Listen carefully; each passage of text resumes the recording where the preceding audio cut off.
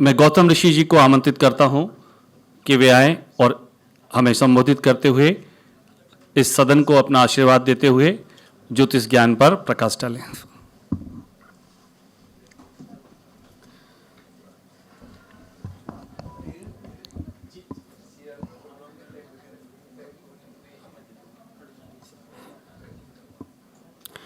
हरिओम।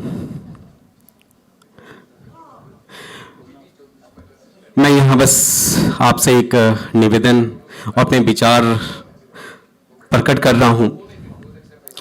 कहते हैं कि 84 लाख योनि है और 84 लाख योनि में एक मनुष्य ही अकेला जो बुद्धिजीवी है, लेकिन 83,99,999 योनि भी अपना भरण पोषण करते हैं। और जितने भी इस पृथ्वी पे 84 लाख योनि हैं, सभी के कहीं ना कहीं अपने प्रारब्ध हैं और प्रारब्ध के अनुसार ही उस 84 लाख योनि में जीवन यापन कर रहे हैं। लेकिन उस मनुष्य में भी एक ज्योतिष है कि जो विशेष रूप से उनको एक महत्वपूर्ण जिम्मेदारी दी गई है।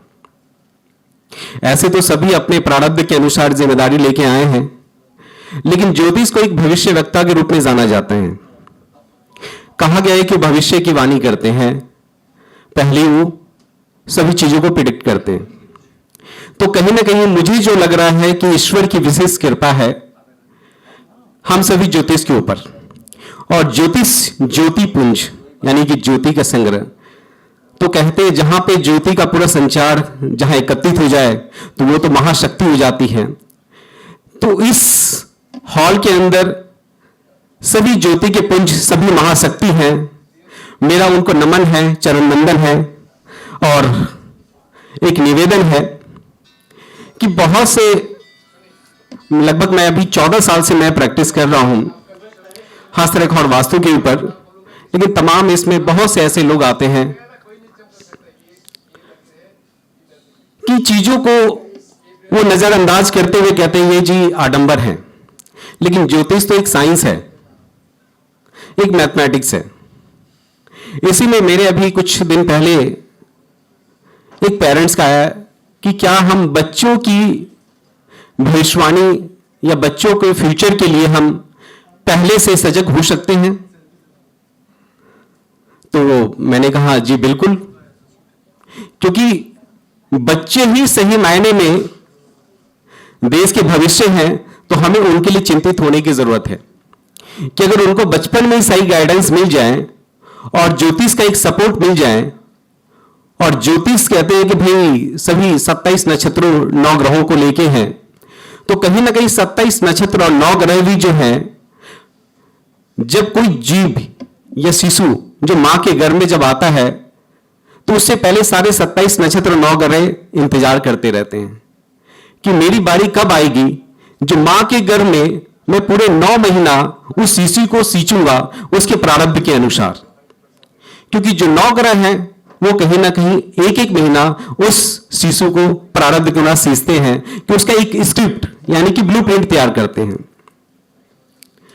तो इसलिए उन पेरेंट्स से, गार्जियन से मेरा कहना है कि बच्चों के भविष्य के लिए पहले से सजग हो। जैसे आप उनके एजुकेशन के लिए, उनके करियर के लिए, उनके विवाह के लिए आप चिंतित होते हैं, तो बचपन से ही क्यों ना हम ज्योतिष को उनकी शिक्षा, उनकी जीवन शैली में उसको अपना लें।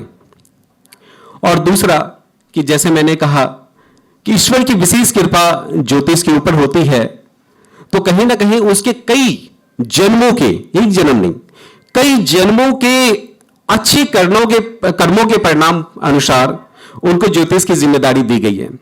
लेकिन इसमें भी देखने में आ रहा है कि आजकल, जैसे अभी कुछ देर पहले चर्चा हो रही थी कि भाई कुछ सर्टिफिकेट, कुछ प्रमाण पत्र, और खासकर विशेष रूप से जो सोशल मीडिया है, तो मेरा यहां पे मानना है और निवेदन है कि सभी यहां विद्वान जन, गुरुजन हैं, तो एक मुहिम चलाएं कि जितने भी सोशल मीडिया प्लेटफॉर्म पे जो रील्स वायरल हो रहे हैं, कहीं ना कहीं ज्योतिष को भ्रमित कर रहा है और ज्योतिष को एक आडंबर के रूप में दिखाया जा रहा है।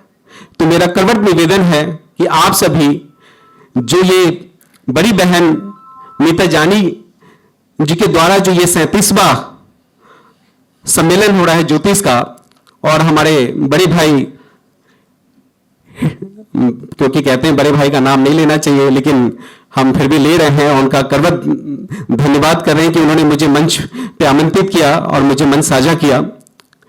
तो मैं बहुत बहुत धन्यवाद करता हूं, बस इसी निवेदन के साथ, क्योंकि गुरुदेव सामने प्रतीक्षा में हैं और वो बहुत जरूरी आप सबको एक यंत्र, ज्योतिष और यंत्र के बारे में बताना चाहेंगे। तो मैं चाहूंगा कि उनकी वाणी को सुने, उनको अपने जीवन में अपनाएं। तो मैं अपनी बातों को पूर्ण विराम देता हूं। धन्यवाद। हरिओम।